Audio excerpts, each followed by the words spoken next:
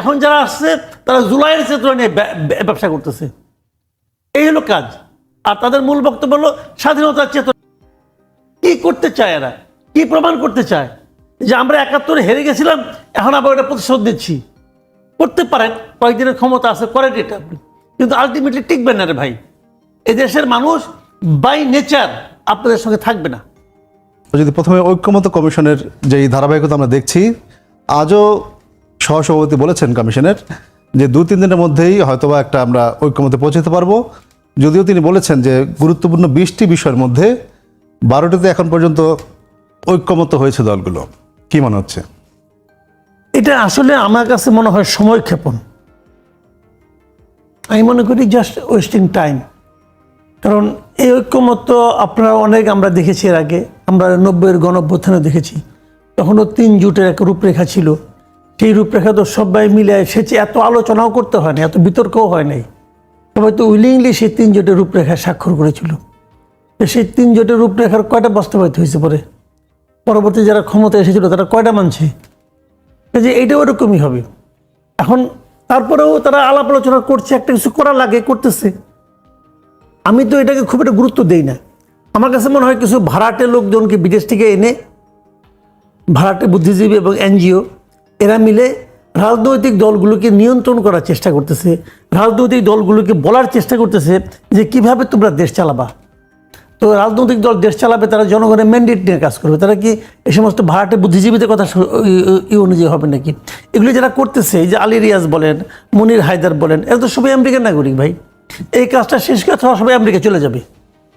ওখানে যাবে না? ওখানে যাবে। তো তারা এসে আমাদেরকে জ্ঞান দিবে। এটা এগুলি ভাই হাস্যকর। আপনি যেমনটি বললেন যে ৩ জোটের এর আগে যেসব রূপরেখা তৈরি করা হয়েছিল সেগুলো পরবর্তীতে রাজনৈতিক সরকারগুলো বাস্তবায়ন করেনি, এবার যেন করে। সেই ক্ষেত্রে কি কোনো কিছু করার আছে বা সংবিধান পরিবর্তন কি করবেন? কিছু তাদের কাছে কথা চাইবেন, ভাই আপনারা করেন। তারা বললো হ্যাঁ করবো, পরে করলো না, আপনি কি করবেন? না, সেসব বিষয় যদি সংবিধানে অন্তর্ভুক্ত করা হয়, সংবিধান অন্তর্ভুক্ত এইগুলি সংবিধান অন্তর্ভুক্ত আপনি কে করবে? সংবিধানে অন্তর্ভুক্ত করতে গেলে তো পার্লামেন্ট লাগবে। একটা সংবিধানকে পার্লামেন্ট ছাড়া হয়ে যাবে? ওই সংবিধান তো পার্লামেন্টে পাস করতে হবে। জুলাই সনদের কথা বলা হচ্ছে যে করেন, আপনি সনদ করেন, কোনো সমস্যা নাই, কিন্তু এটা বাস্তবায়ন করবে কে? মানবেটা কে? শুনেন, আমি আপনাকে একটা সহজ কথা বলি রে ভাই। আমরা বলি না যে আগের সংবিধানটা খুব খারাপ ছিল, ওটাকে কাটাছেঁড়া করতে করতে খুব খারাপ অবস্থায় নিয়ে আসছে। খুব খারাপ ছিল বলা খুব সহজ, বলে দিলাম। যদি জিজ্ঞাসা করি ভাই কেন খারাপ ছিল, ব্যাখ্যাটা কি? একটা চমৎকার ব্যাখ্যা তারা দেয়। এখন যারা ক্ষমতা আছে তারা ব্যাখ্যা দেয়। কি ব্যাখ্যা দেয়? এটা নাকি ভারতের সঙ্গে অনেক মিল। ভারতের সঙ্গে মিল হলে খারাপ হয়ে গেল? ভারতের সঙ্গে মিল হলে খারাপ হয়ে গেল? ভালো জিনিসটা ওরাও নিতে পারে, আমরা নিতে পারি, সমস্যাটা কোথায়? কিন্তু মিল হওয়াটাই খারাপ হওয়ার একমাত্র কারণ না। ভারতের সঙ্গে যদি মিল হয়, ভারতের এই সংবিধান, ভারতের যারা ক্ষমতায় থাকে পলিটিক্যাল পার্টিগুলো, তারা কি অমান্য করে, নষ্ট করে? আমরা করছি কেন? এটা তো ভাই আমাদের খাসিয়তের সমস্যা, এটা সংবিধানের সমস্যা না, আমাদের খাসিয়তের সমস্যা। আচ্ছা, আমি একটা এক্সাম্পল দিয়ে বলি আপনাকে, যে এই সংবিধান খুব খারাপ। এই খারাপ সংবিধানে কোথাও কি লেখা ছিল যে প্রাইম মিনিস্টারের বোন, উনি প্রাইম মিনিস্টারের মতো ক্ষমতা উপভোগ করবেন? লেখা ছিল? আছে? নাই তো। শেখ রেহানা ক্ষমতা ভোগ করে নাই? বাংলাদেশের অনেক বড় বড় নিয়োগ তো শেখ রেহানার ইচ্ছা অনুযায়ী হইতো। ওটাকে সংবিধানে লেখা ছিল? সংবিধানে কি আছে না আছে, এর চেয়েও গুরুত্বপূর্ণ হলো যারা ক্ষমতায় আছে, দায়িত্বে আছে, তারা কি বলে না বলে। এখন যদি কেউ মনে করেন একটা দল ক্ষমতায় আছে, তারা সংবিধান মেনে চললো না, তারা সংবিধানকে মানতেছে না। এখন থেকে দেশের সংবিধান আছে না? একটা সংবিধান দেশে তো আছে, এটা খারাপ হয়ে আছে তো একটা। রাষ্ট্র তো এই সংবিধান অনুযায়ী চলার কথা, চলতেছে। যদি সংবিধান অনুযায়ী রাষ্ট্র না চলে, তা রাষ্ট্রকে সাবধান করে দিবে কে? আদালত। আদালত কি সে দায়িত্ব পালন করতেছে না তো। অর্থাৎ আগে যেভাবে চলছিল এখনো খুব একটা তার পার্থক্য নেই। এই যে মাত্র 1 বছর এখনো হয়নি, এখনই প্রশ্ন উঠছে যে জুলাই অভ্যুত্থান কি তাহলে ব্যর্থ হতে চলেছে? এত কম সময়ে মানে এত নেতিবাচক কথা আসার কারণ কি বলে মনে করেন এবং আপনার মূল্যায়ন কি? জুলাই অভ্যুত্থান ব্যর্থ হচ্ছে এটা আমি মনে করি না। জুলাই অভ্যুত্থান মানে কি? আপনি ধরেন কয়েকজন স্টুডেন্ট যারা নাকি নিজেদেরকে জুলাই অভ্যুত্থানের সিপাহ সালার অথবা মানে বিজয়ী বীর হিসেবে নিজেদেরকে দাবি করে, এটা কিন্তু ওদের দাবি। তবে যে মেনে নিয়েছে তা কিন্তু না, কারণ আমরা তো দেখেছি অভ্যুত্থানের মধ্যে তো আমরা ছিলাম, আমরা তখন তো বাইরে থেকে আসিনি ভাই। এই অভ্যুত্থানের এটা হলো সারা দেশের সমস্ত মানুষের একটা অভ্যুত্থান, সমস্ত মানুষের একটা প্রতিবাদ। সেই প্রতিবাদ, সেই সমস্ত মানুষের সেই সংগ্রাম বিজয়ী হয়েছে। মাঝখান থেকে সাধারণ মানুষটা এই দাবি নিয়ে আসে না। যে গৃহবধূ রাস্তায় নেমেছিল সে বলে নাই যে আমাকে মানে ক্ষমতার দাও, শেয়ার দাও, সে তার মতো ঘরে চলে গেছে। এদেরকে ডিরেল করছে ডক্টর ইউনূস। সেখানে আইসি নিয়ে প্রথম ঘোষণা করছে এই ছাত্ররে আমার নিয়োগকর্তা বলে এদেরকে মাথায় উঠাইছে। এখন সব ছাত্ররা নিয়োগকর্তা হয়ে গেছে। এখন তারা এই মন্ত্রণালয়ে বসে, সেই মন্ত্রণালয়ে বসে, সব মন্ত্রণালয়ে একজন ছাত্র প্রতিনিধি আছে একজন। এবং আমরা একদিন আগেই সেটি দেখলাম যে দেখছেন পরিচয় দিয়ে চাঁদাবাজি, এগুলো নিয়ে আলোচনা হচ্ছিল। এখন আরো অনেক অনেক বেরোচ্ছে, সবই আছে, এগুলো আমরা সবই জানি ভাই। ও তথ্য প্রমাণ ছিল না বলতে পাই নাই, কারণ বলতে গেলে আবার কোন মানহানির মধ্যে পড়ে যায়। তো এই পার্ট এটা ইমেজটা কি? এখন যদি এনসিপি ব্যর্থ হয়, ধরা যাক, যদি বৈষম্যবিরোধী ছাত্র আন্দোলনের পুরো কমিটি মিলে ব্যর্থ হয়, ধরা যাক, তাতেও কিন্তু জুলাই আন্দোলন ব্যর্থ হয়ে যায় না। তাতেও কিন্তু জুলাই আন্দোলনের যে চেতনা সেটা কিন্তু ব্যর্থ হয়ে যায় না, ওটার উদ্দেশ্য ব্যর্থ হয়ে যায় না, সবই থাকে। কিন্তু যারা নাকি দাবিদার তারা ব্যর্থ পাবে বা যারা নেতৃত্বে ছিলেন তাদের নিয়ে এরা নেতৃত্ব ছিল আমি মনেই করি না। এটা একটা স্বতঃস্ফূর্ত আন্দোলন ছিল। দেখেন আমাদের মুক্তিযুদ্ধ যেটা হয়েছিল, সেই মুক্তিযুদ্ধেরও কিন্তু কেউ কেউ দাবিদার হয়ে গেছিল যে আমরাই করছি। তাদের আচরণের কারণে কিন্তু আপনি মুক্তিযুদ্ধকে ব্যর্থ বলতে পারবেন না। এখানেও একই জিনিস, এদের আচরণের কারণে, এদের সীমাবদ্ধতার কারণে, এদের সংকীর্ণতার কারণে, এদের ব্যক্তিগত যে সমস্ত তাদের যে লোভ লালসার প্রতি যে আকর্ষণ, এটার কারণে পুরো আন্দোলনকে আপনি ব্যর্থ বলতে পারেন না। জুলাই আন্দোলন একটা আমাদের জন্য খুব, এই জাতির জন্য, জাতির ইতিহাসে স্বর্ণাক্ষরে লিখে রাখার মতো একটা আন্দোলন। সেই আন্দোলন ঠিক আছে, বাট এরা যারা দাবিদার ছিল, এরা হয়তো নিজেদের কর্মকাণ্ডের মাধ্যমে প্রমাণ করছে যে আসলে তারা জুলাই আন্দোলনের খুব পেছনের সারি একটা লোক ছিল। এরা মূল লোক না, মূল লোক হলো এদেশের সাধারণ মানুষ। সাধারণ মানুষ যদি পরিবর্তন একবার করতে পারে, আবার করতে পারবে, কোনো সমস্যা নেই। তো করেন কিনা যে নির্বাচনই কি আমাদের এখন সামনে এগোনোর একমাত্র উপায় কিনা? গণতন্ত্র এই দেখবেন প্রায় একটা কথা বলা হয় কিন্তু, যে ইলেকশন হইলে কি সব সমস্যার সমাধান হয়ে যাবে, এটা কিন্তু প্রায় বলে। যারা ইলেকশনটা এই মুহূর্তে না চায় তাদের এটা খুব একটা প্রিয় বাক্য, যে এখন ইলেকশন হওয়া যাবে না। আচ্ছা, ইলেকশন হলে সব কিছু হবে না, এটা আমিও মানি। ইলেকশন না হলে সব কিছু হবে? ইলেকশন না হয় তাহলে কি সব কিছু হবে? তাও সব কিছু হবে না। সব কিছু হওয়ার জন্য যতগুলি পথ আছে, সেই পথের প্রথম পদক্ষেপ হলো নির্বাচন। আপনি যেভাবে হওয়াবেন, যেভাবে আপনি লক্ষ্যে পৌঁছতে চান, সেখানে যাওয়ার যতগুলি পথ আছে, সেই সবগুলি পথের প্রথম পদক্ষেপ হলো নির্বাচন। কারণটা কি, যে কথা রতন ভাই বললেন, নির্বাচন জিনিসটা আসলে কি? আমাদের যে হাসিনার বিরুদ্ধে সবচেয়ে বড় ক্ষোভ ছিল কেন? এই ভদ্রমহিলা নির্বাচনী যে ব্যবস্থাটা, এটাকে নষ্ট করে দিয়েছিল। তার মানে উনি জনগণের কাছে ওনার কোনো দায়বদ্ধতা ছিল না। জনগণ ওনাকে চায় কি চায় না এটা উনি বদার করতেন না, পাত্তাই দিতেন না। আমি যা বলবো সেটাই হবে, আমার বাপ এই দেশ বানাইছে, অতএব আমি বাপের মেয়ে, আমি যা বলবো তাই হবে। তুমি প্রজা, তুমি আসো, তুমি তোমার মতো থাকো, তোমার কোনো অধিকার নেই আমি ভালো কি মন্দ এটা বলার। এই যে কর্মকাণ্ড উনি করতেন, আমরা তার বিরুদ্ধে ছিলাম। আমরা মনে করতাম উনি এই জাতিকে প্রতিদিন অপমান করছেন। এই অপমানের জন্য আমি ক্ষুব্ধ হয়েছিলাম, আমি প্রতিবাদ করেছি, সবাই একসঙ্গে প্রতিবাদ করেছে। এখন জনগণের মতামত আপনি নেবেন কিভাবে? জনগণ কি চায়? দুইটা পদ্ধতি। একটা হলো জনগণের মতামত নেওয়ার একটা পদ্ধতি হলো যেটা নাকি আপনার 5ই আগস্ট হয়েছে, গত বছর জুলাই আগস্টে হয়েছে, যে গণ অভ্যুত্থান হয়েছে, সব মানুষ মিলে খেপে গিয়ে তাদেরকে বের করে দিয়েছে, একটা পদ্ধতি। আর শান্তিপূর্ণ পদ্ধতিটা কি? নির্বাচন। আমি নির্বাচন করব, কে শাসন ক্ষমতায় থাকবে, মানে শাসনটার পরিচালনার দায়িত্ব আমি কাকে দেব, এটা আমি নির্বাচন করব ভোট দিয়ে। এই জন্য যদি আমার হাতে ক্ষমতাটা থাকে এবং সেটা যদি আপনি প্রাতিষ্ঠানিকভাবে প্রতিষ্ঠা করতে পারেন, তাহলে কি হয়, যারাই ক্ষমতায় যাবেন তারাই চিন্তা করবেন আমি যে জনগণের চিন্তার বাইরে, জনগণের আকাঙ্ক্ষার বাইরে কিছু করছি, তাহলে 5 বছর পর সে আমাকে সরিয়ে দেবে। এই ভয় থেকে তারা কিন্তু ঠিকঠাক মতো কাজটা করবে। এই ভয়টা যখন আপনি একটা নিয়মে পরিণত করতে পারবেন, যখন নির্বাচনটা আপনাকে নিয়মে পরিণত করতে পারবেন, তখন এটা কিন্তু অটোমেটিক ঠিক হয়ে যাবে। কিন্তু যেমন এখন যে গভর্নমেন্ট আছে, এদের কি সেই ভয় আছে? নাই তো। এদের তো নির্বাচনের কোনো ভয় নাই। সবচেয়ে যে পাওয়ারফুল উপদেষ্টা আমাদের এখানে অনেকে বলে সেই ভদ্রলোক তো মুন্সিগঞ্জ থেকে ইলেকশন করে একবার 300 ভোট পাইছিল। তার মানে তারা 300 লোকে ভোট দেয়, সে এখন পাওয়ার দেখাচ্ছে, কারণ তার কোনো জবাব দিতে নাই। তারা কেউ চায় কি চায় না এটা সে বদারই করে না। তবে কি বলবেন? কামাল, আপনার কাছে আমি ছিলাম যে নির্বাচন নিয়ে আসলে এই যে কনফিউশন তৈরি করা হচ্ছে, এর উদ্দেশ্য কি হতে পারে, নাকি এটা আমরা বুঝতে ভুল করছি? উদ্দেশ্য ভাই একটাই, এটা হলো যতদিন ক্ষমতায় থাকা যায়। লটারি পাওয়ার মতো মন্ত্রিত্ব পাইছে তারা, তো এই মন্ত্রিত্ব তো ভাই কোনো কম্পিটিশন দিয়ে আসে নাই।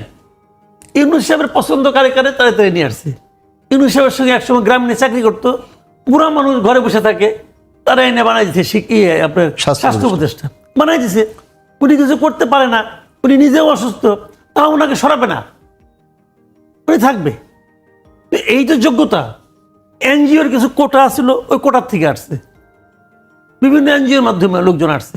তো এনজিও জিনিসটা কি রে ভাই বলুন তো আপনি? এনজিও জিনিসটা কি? এনজিও তো গেলে এইভাবে হাত বাড়ায়, মানে কিছু পেতে চায়, তাদের দেওয়ার অভ্যাস নেই, নেওয়ার অভ্যাস। যা পায় পাবলিককে দেখায় নেয়, নিয়ে কিছু দেয়, বাকিটা পকেটে ভরে। এটা হচ্ছে বাংলাদেশের এনজিও কালচার। তো তারা হচ্ছে মন্ত্রী এখন। তো তারা কি ভাই যদি একদিনও বেশি থাকে, তো একদিনও 2টা ফাইল সিগনেচার করবো, অসুবিধাটা কি? 2 ফাইলে যদি কিছু আসে, মন্দ কি? তার প্রজন্ম তার পরের প্রজন্ম চলবে। এই হলো তাদের দৃষ্টিভঙ্গিটা। কিন্তু তারা ভুলে যায় যে হাসিনার আমলেও কিন্তু অনেকে অনেক কিছু কামাইছিল। এখন কিন্তু কামানোটা তাদের জীবনের জন্য অভিশাপ এসে আসছে। যারা দেশে আছে সবাই যে পালাতে পারবেন তা তো না। যারা দ্বৈত নাগরিক আছেন তারা চলে যেতে পারবেন, কোনো সমস্যা নাই। ওগুলিকে আনা হয়েছে এই কারণে যে তোমার কোনো দায় দায়িত্ব নাই, যা ইচ্ছা করো। আর যাদের দ্বৈত নাগরিকত্ব এর মধ্যে বা গ্রহণ করে নাই, তাদের জন্য আটকে যাবে কে? তখন তারা হাহুতাশ করবে, কেন গেছিলাম 1 বছরের জন্য, 2 বছরের জন্য। তখন এগুলো বলবে। হিসাবটা হলো এখানে আমাদের সমস্যাটা হলো, আমরা তো কেউ শিক্ষা নেই না রে ভাই। সবাই মনে করে এইটাই শেষ দিন, আমি অনন্তকাল থাকবো। দেখেন না মাঝে মাঝে স্লোগান উঠায়, কিন্তু এগুলো সব মাল পানিতে উঠায় যে আজীবন উনি থাকবেন, আজীবন উনাকে চাই। আগেও দেখতাম বলতো আমাদের ব্যবসায়ীরা যে প্রথমত চাই, শেষ পর্যন্ত চাই, তবে নাকি কবরের পরেও চায়, খবর ওটা কি যাবে, এরকম ব্যবসায়ীরা বলতো। ওনাদের এখন বলতে দেন, ওনারা এখন এটাও বলবে এই ইয়েকে।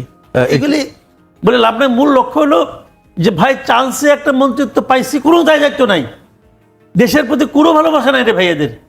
এদের মূল যদি থাকতো তাহলে এর মধ্যে একটু টের পাইতাম। এখন তারা আমাদের স্বাধীনতার ইতিহাস আমাদেরকে ভুলাই দিতে চাচ্ছে। আগে একজন ছিল স্বাধীনতার চেতনা নিয়ে ব্যবসা করছে, এখন যারা আসছে তারা জুলাইয়ের চেতনা নিয়ে ব্যবসা করতেছে। এই হলো কাজ। আর তাদের মূল বক্তব্য হলো স্বাধীনতার চেতনাকে করতে হবে, ভুলাই দিতে হবে। আপনি আমাকে একটা কথা বলেন ভাই, একটা কথা, সিম্পল একটা কথা বলি। শেখ হাসিনার পারিবারিক সদস্যদের নামে যত প্রতিষ্ঠান হয়েছে সেগুলি আপনি চেঞ্জ করতেছেন, খুব ভালো। এখন শেখ মুজিবুর রহমান কি শেখ হাসিনার পরিবারের সদস্য হিসেবে তার নাম আসছে? যদি বেশি জায়গায় থাকে চেঞ্জ করেন, সব বাদ দিবেন। শেখ মুজিবের নাম বাদ দিয়া ওখানে আপনি শাহ আজিজুর রহমানের নাম দিবেন, যে লোক জাতিসংঘে যে বাংলাদেশের স্বাধীনতা সংগ্রামের বিরুদ্ধে কথা বলছে, তার নাম দিবেন আপনি? এটা কিছু হইল? কি করতে চায় এরা? কি প্রমাণ করতে চায়? যে আমরা 71-এ হেরে গেছিলাম, এখন আবার ওটা প্রতিশোধ দিচ্ছি। করতে পারেন, কয়েকদিনের ক্ষমতা আছে, করেন এটা আপনি, কিন্তু আলটিমেটলি টিকবেন না রে ভাই। এদেশের মানুষ বাই নেচার আপনাদের সঙ্গে থাকবে না। আপনি কি বলবেন? না, আমার নতুন কিছু বলার নেই, আমার কথা তৈরি করে দিলেন। মূল ঘটনাটা কিন্তু দেখে নেই, দেখেন।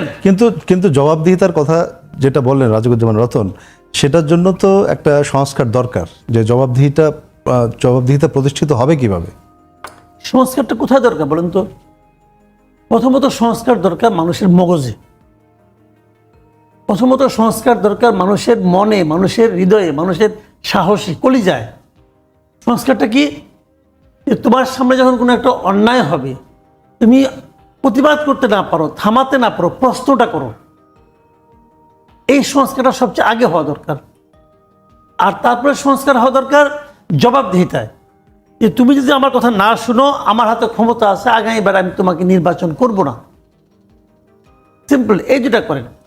কোথাও কি হচ্ছে না তো? আমি একটা কথা খালি বলি, এই সরকার খুব সংস্কার করতেছে, সংস্কার করে দেশের মধ্যে অনেক কিছু করে ফেলাবে।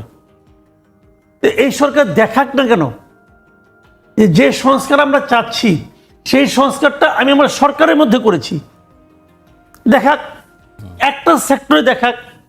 মানুষ তো জানে না সংস্কারটা কি, মানুষ তো কোনো পাই নাই। সুশাসন চাই আমরা, মানুষ কোনো সুশাসন পাইছে? মানুষ সুশাসন বুঝেও না। এই সরকার সুশাসন কায়েম করুক, তার হাতে ক্ষমতা আছে, ডক্টর ইউনূস সাহেব আছেন, উনি সুশাসন কায়েম করে দেখাক যে এইটা সুশাসন। বিচারের চোখে, আইনের চোখে সবাই সমান, উনি দেখাক। এই দেখো, আমার নামে এতগুলো মামলা ছিল, কোনো মামলা আমি প্রত্যাহার করি নাই, সব মামলার মতো চলতেছে। এইটাই বিচার বিভাগের স্বাধীনতা দেখাচ্ছে। উল্টা উনি উনার মামলাগুলি নির্ভয়া দেশে প্রত্যাহার করে নিছে, করছে তো। উনি যেটা হাসিনা যে কাজ করতো, ইউনূস সাহেব তো ওই কাজই করতেছে, আর মুখে বলে সংস্কার। এরকম পর্যন্ত হাসিনাও বলতো আমরা হাসিনাকে বিশ্বাস করি নাই, ওনারও করি না, কথা ভাই ক্লিয়ার। তা না হইলে আপনি আমাকে, এদেরকে লজ্জার ব্যাপার, আপনি আমাকে বলেন এদেরকে লজ্জার। এখানে মনে করেন 3টা কাপ আছে, 3টা কাপের মধ্যে একটা কাপে খুব ভালো জিনিস আছে, আর দুইটা মনে করেন ঠান্ডা চা, আর এটা হলো গরম চা। তো আমি এরকমকে মাতবর, আমি কি প্রথমে বলবো না যেহেতু আমি মাতবর তো গরম চাটা আমি খাবো, এটা আমি বলবো? ভালোটা আমি নিবো, এটা আমি বলবো? যে কোনো লিডারের বড় কোয়ালিটি কি যে তোমরা নাও, পরে আমি নিব। আর উনি কি করলেন, দায়িত্ব সে নিয়ে ওনার গ্রামীণ ব্যাংকের 2029 সাল পর্যন্ত ট্যাক্স ফ্রি করে দিলেন, ওনার নিজের 666 কোটি টাকা ট্যাক্স মকুব করে নিলেন, ওনার গ্রামীণের জন্য ইউনিভার্সিটি নিলেন, ওনার গ্রামীণের জন্য ম্যান পাওয়ার নিলেন, একটা স্টারলিংকে আনলে আইনে নিয়ে ওটা গ্রামীণের মধ্যে ঢুকাই দিলেন, সব তো ওনার কাম করে নিলেন, ওনার সব মামলা প্রত্যাহার করে নিলেন। তো উনি তো এই জন্য আসছেন, উনি তো দেশের জন্য আসেন না রে ভাই, এই কথা ক্লিয়ার। এই দেশের জনগণের জন্য ওনার কোনো ফিলিংসই কাজ করে না, করে না, তো এটা বলে লাভ আছে? তাহলে জনগণের জন্য অনুভূতি আছে, এরকম নেতৃত্ব ওটা জনগণ বুঝে, জনগণকে সুযোগ দেন, জনগণ আপনি বুঝাই দিব। সেই সুযোগটা কি? ইলেকশন। আপনি ইলেকশন দেন, জনগণ ঠিক লোকটাকে বেছে দেব। হয়তো জনগণ ভুল করবে, কিন্তু জনগণের যে বেছে নেওয়ার ক্ষমতা আছে এইটা তো এস্টাবলিশড হবে, এটাই দরকার। আমি এখন মনে করেন আমি বললাম যে এই মানে ওনার যে উপদেশটা আছে এরা পছন্দ হয় না, আমি বললাম এতে ওনাদের কিছু যায় আসে? কিছুই যায় আসে না। কিন্তু যদি এটা পলিটিক্যাল কোম্পানি তো যায় আসে। যে রাজনৈতিক দলগুলো সংস্কারের সহযোগিতা করছে না, এরকম এক পক্ষের একটা অভিযোগ করা হচ্ছে বা হয়, আপনি কি বলবেন? দেখেন, রাজনৈতিক দলগুলো সহযোগিতা করছে না যদি হতো, বিশেষ করে বড় দল যাদেরকে বলা হয়, হ্যাঁ, বিশেষ করে বড় দল বা বিএনপির, আমি বলি প্রত্যেকটা দলের তো একটা করে পলিটিক্স আছে না? বাংলাদেশ তো সব দল মিলে এক দলই হইতো, ওনার পলিটিক্স আর বিএনপি পলিটিক্স কি এক না তো?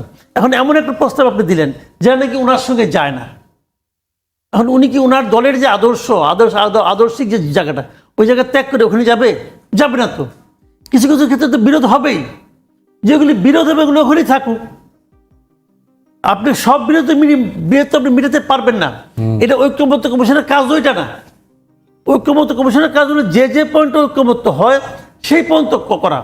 আসলে আমি তো আগেও বলেছি এই ঐক্যমত্য কমিশনে এগুলি আসলে সময় চাপন ছাড়া কিছু না, এটার কোনো ভ্যালিডিটি নেই। এটা মানা না মানার কোনো, আমি একটা এক্সাম্পল দিয়ে বললাম, ছোট্ট শেষ করে দিচ্ছি আপনাকে।